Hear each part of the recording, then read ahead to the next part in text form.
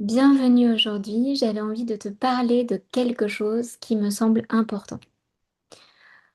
Dans ce cheminement, dans cette évolution personnelle, ce travail sur soi, en fait, on peut oublier une dimension qui pour moi est quand même très importante. C'est que finalement, ce cheminement que l'on fait pour nous, ok, c'est pour se retrouver, mais c'est pourquoi derrière? Derrière, c'est pour vivre mieux, avoir de plus belles relations,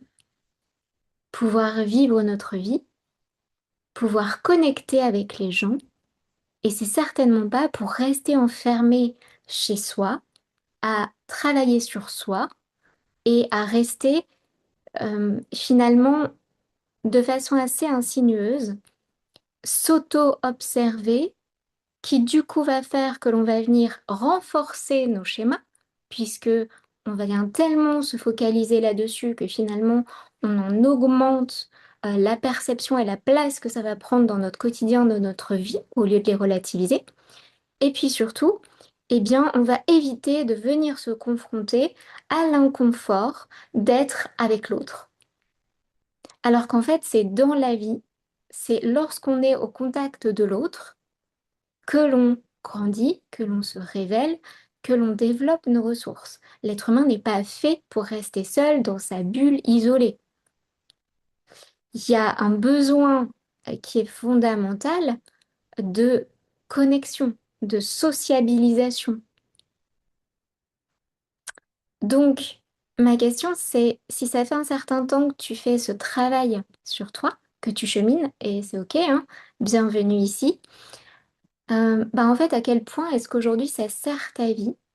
À quel point est-ce qu'aujourd'hui, dans ton quotidien, tu en vois les bienfaits, les réels bénéfices, pas seulement quand tu es dans ta bulle et que tu as l'impression d'être zen et que tout va bien, mais que concrètement,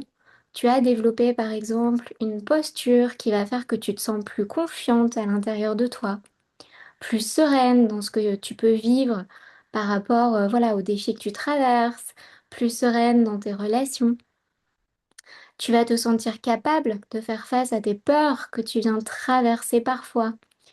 Tu vas être en mesure aussi d'écouter vraiment de plus en plus. C'est ce que j'aime appeler finalement, c'est comme une notion de transparence avec soi-même, où on est beaucoup plus capable de voir notre vérité, de ressentir, de capter ce qui se joue à l'intérieur de nous,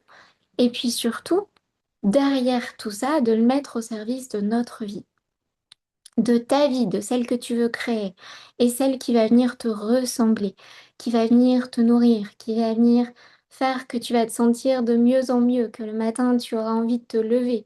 que tu auras encore de l'énergie malgré une journée qui parfois pourrait être challengeante, que tu vas mieux vivre aussi cette hypersensibilité que tu as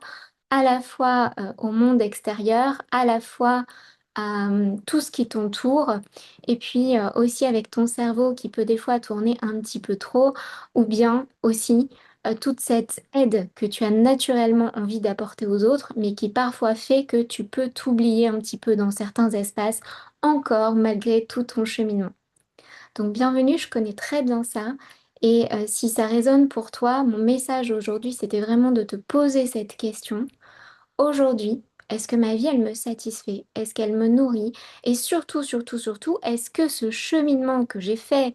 pour moi-même, à aller voir peut-être mes schémas du passé, mes blessures ou autres, ou à aller faire ce travail sur moi, eh bien, est-ce qu'il est au service de ma vie et est-ce que je l'utilise dans mon quotidien pour avancer vers ce qui m'épanouit, pour aussi me sentir un peu plus solide à l'intérieur de moi, un petit peu plus outillée pour faire face, on va dire, aux challenges ou aux défis qui sont